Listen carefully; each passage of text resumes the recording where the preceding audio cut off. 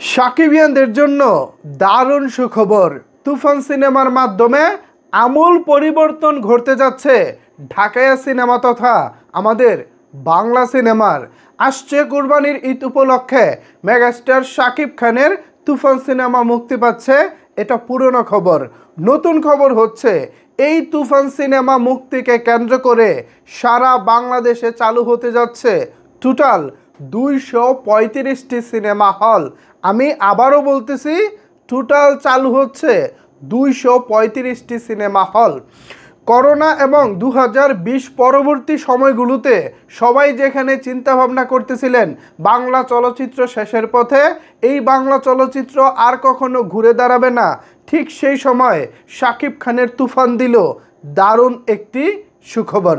কিভাবে ইন্ডাস্ট্রি ঘুরে দাঁড়াচ্ছে এবং তুফান সিনেমা কোন পর্যায়ে যেতে পারে এই বিষয় নিয়ে আলোচনা করব আজকের এই ভিডিওতে।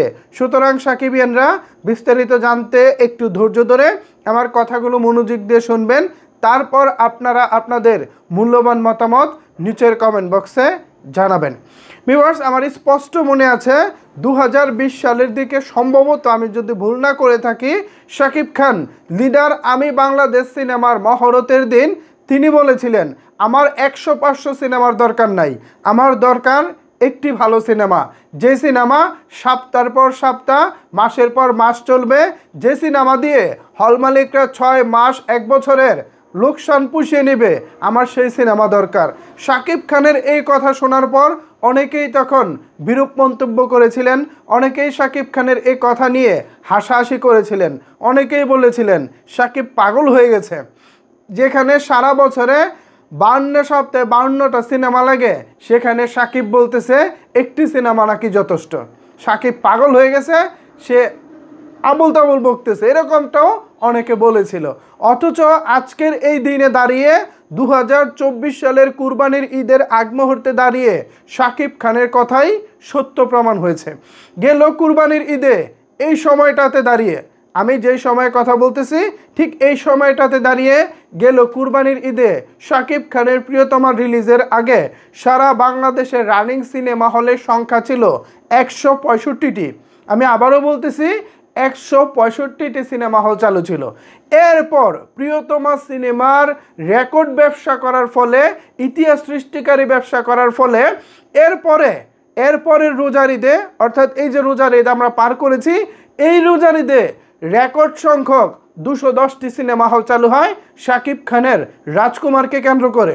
এবার তো ভাই আরও এক ধাপ এগিয়ে গিয়েছে, রোজার ঈদের পরে এবার কুরবানির ঈদ, এবার সারা বাংলাদেশে চালু হতে যাচ্ছে টোটাল 235টি সিনেমা হল।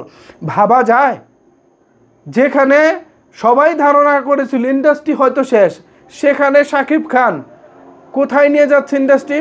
এবার বুঝেন একটি ভালো সিনেমার জোর কতটুকু, একটি ভালো সিনেমা পুরো ইন্ডাস্ট্রিকে কিভাবে আশার আলো দেখাতে পারে, শাকিব খান তা প্রমাণ করেছেন। এখনো পর্যন্ত শাকিব খান অতীতে যেসব কথা বলেছেন ইন্ডাস্ট্রিকে নিয়ে, তার প্রত্যেকটি কথা পই পই করে মিলে গেছে। একেবারে প্রত্যেকটা কথা আপনারা যদি এক এক করে মিলিয়ে দেখেন, তাহলে তার করা ভবিষ্যৎবাণী, তার করা প্রত্যেকটি কথা সব সময় মিলে গেছে।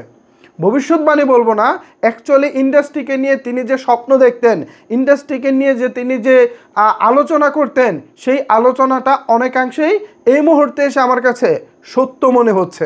এবার আসেন তুফান কিভাবে ইন্ডাস্ট্রি পরিবর্তন করতে পারে। এখন এই তুফানকে ভরসা করে তো ধরেন 235টি সিনেমা হল চালু হয়েছে। কেউ হয়তো ঈদের সময় চালাতে পারবো, কেউ হয়তো ঈদের 1-2 সপ্তাহ পরে চালাতে পারবো, কারণ ঈদের সময় তো আর সবাই ছবি নিতে পারে না। একে তো ছবির দামটা বেশি থাকে, দুয়ে হচ্ছে যার পাশে অপোজিশন থাকে তাদের মধ্যে একটা হাড্ডাহাড্ডি লড়াই থাকে, পরে যে বেশি দাম দিয়ে নিতে পারে সে নিতে পারে। বাট পাশের হলটা তো পড়ে রইলো, বা পাশের হলটা তো অন্য ছবি চালালো, এই হলটা কি করে অন্য ছবি চালিয়ে কোনো মতে সারভাইভ করে, পরে যখন পাশের হলে ছবিটা চালানো শেষ হয়ে যায়, পরে আবার এই হলটা নতুন করে ছবি বুক করে, মানে এই হলটা আবার পুনরায় ওই শাকিব খানের ছবিটা চালায়। তো এই দিক বিবেচনা করলে ওই যে 235টা হল চালু হচ্ছে, ঘুরে ফিরে কিন্তু 235টা হলেই ছবিটা চলবে। এমনও হতে পারে ঈদের সময় হয়তো বা সর্বোচ্চ 150 বা 160 এই রেঞ্জে হয়তো তুফান চলতে পারে এই হলগুলোতে। এখন বাকি যে হলগুলো আছে এগুলোতে চলবে অন্য ছবি। তো এতে করে যেটা হবে, অন্যান্য প্রযোজকরাও লাভবান হবে এবং ইন্ডাস্ট্রিও নতুন করে একটা আশার আলো দেখবে। শাকিব খানের পাশাপাশি যদি অন্য কোনো একটা ছবি বেরিয়ে যায়, মানে মোটামুটি ব্যবসা করে, তাহলে তো সেটা ইন্ডাস্ট্রির জন্য লাভ। এছাড়া ওই যে হলগুলো আছে, আরও যে হলগুলো আছে, যারা শাকিব খানের ছবি ঈদে চালাতে পারবে না, তারা পরবর্তী সপ্তাহগুলোতে চালাবে। এতে করে তুফানের প্রযোজকও কিন্তু ওখান থেকেও বেশ একটা ব্যবসা করবেন। সো সব দিক বিবেচনা করলে একটা ছবি আসলেই ইন্ডাস্ট্রির আমূল পরিবর্তন করে দিতে পারে। এখন আসেন, এই যে 235টা হল চালু হচ্ছে, এই 235টা হল কিভাবে ইন্ডাস্ট্রির মোড় ঘুরিয়ে দিতে পারে। এখন এই ইন্ডাস্ট্রির মোড় ঘুরিয়ে দিতে গেলে তুফানকে সত্যিকার অর্থেই রেকর্ড সংখ্যক ব্যবসা করতে হবে। এখন রেকর্ড সংখ্যক ব্যবসা করতে হলে তো ভালো ছবির দরকার, ভালো মেকিংয়ের দরকার, ভালো গানের দরকার, ভালো টিজার ট্রেলার ওয়েল মেকিং দরকার, টোটাল এক কথায় ব্যবসা সফল ছবি দরকার। সো সেই জায়গা থেকে তুফানের সবগুলো একে একে আমি যেসব বলেছি সবগুলো সম্ভাবনা রয়েছে, তুফানের সেই ক্যাপাবিলিটি রয়েছে এবং তুফান সেটা পারবো বলে আমি আশা রাখি। আমি বিশ্বাস করি কেজিএফ যেমন তাদের ইন্ডাস্ট্রির আমূল পরিবর্তন করে দিয়েছে, পুষ্পা যেমন তাদের ইন্ডাস্ট্রির আমূল পরিবর্তন করে দিয়েছে, আমরা প্রিয়তমার পরে এবার সবচেয়ে বেশি আশাবাদী তুফানকে ঘিরে। আমি আশা রাখি তুফান সিনেমা এবার এই যে 235টা সিনেমা হল চালু হচ্ছে ঈদ উপলক্ষে, এই 235টা সিনেমা হলের প্রত্যেকটা মালিককে মুখে হাসি ফোটাবে এবং এই 35টা মানে 235টা হলের হল মালিকের মুখে হাসি দেখার পর আরও যেসব হল বন্ধ আছে, যেগুলো এখনও দাঁড়িয়ে আছে, হয়তো ভেঙে ফেলা হয়নি, সেই সব হল মালিকরাও হয়তো উদ্যোগী হতে পারেন। তারাও হয়তো চিন্তা ভাবনা করতে পারেন আমিও আবার নতুন করে চালু করি। সবাই যেহেতু ব্যবসা করতেছে ভালো, ইন্ডাস্ট্রিও মোটামুটি একটা ভালো পর্যায়ে যাচ্ছে। এছাড়াও সামনে শাকিব খানের আপকামিং বেশ কিছু ছবি পাইপলাইনে রয়েছে, আগুন রয়েছে, দরদ রয়েছে, অন্তরাত্মা রয়েছে। এই ছবিগুলো ঈদের বাইরে আসার প্ল্যানিংয়ে রয়েছে। এখন দেখেন তুফান যদি খালি জাস্ট একটা ঝড় বইয়ে দিতে পারে, পরবর্তী ছবিগুলোর জন্য তো এগুলো হবে প্লাস পয়েন্ট। হল মালিকের পকেটে যখন টাকা থাকবো, তখন আগুন যদি হয় 2 টাকার ছবি, 5 টাকা দিয়ে হল মালিক কিনতে পারবো এবং তার মধ্যে সেই কেনার মতো আগ্রহ থাকবো, কারণ সে ব্যবসা করতে পারতেছে। সুতরাং এই যে শাকিব খান বলেছিলেন আমার 100-500 ছবির দরকার নাই, একটি ভালো ছবি হলেই যথেষ্ট। ইয়েস, শাকিব খানের সেই কথা আজকে বাস্তবে প্রমাণ হতে যাচ্ছে। রেকর্ড সংখ্যক রেন্টাল দিয়ে, রেকর্ড সংখ্যক টাকা দিয়ে এবার ঈদে হল মালিকরা সিনেমা হলে তুফান চালানোর বুকিং করেছেন। এইটা কি ভাই চারটিখানি কথা? মোটেও চারটিখানি কথা না। সো শাকিব খানের মাধ্যমে ইন্ডাস্ট্রির পরিবর্তন হয়েছে, হবে, ভবিষ্যতেও হবে। এখন সবার দরকার একটা সম্মিলিত প্রচেষ্টা।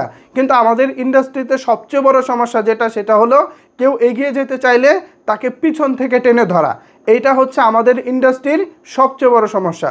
বাট এই সমস্যাটা না হয়ে যদি সবাই কাঁধে হাত রেখে সম্মিলিতভাবে একসাথে এগিয়ে যেতে পারত, তাহলে আমাদের এই ইন্ডাস্ট্রি হতো ভারতের যে কোনো ইন্ডাস্ট্রির তুলনায় সবচেয়ে সমৃদ্ধশালী ইন্ডাস্ট্রি। কেননা বাংলাদেশের সিনেমার বাজারটা অনেক বড়।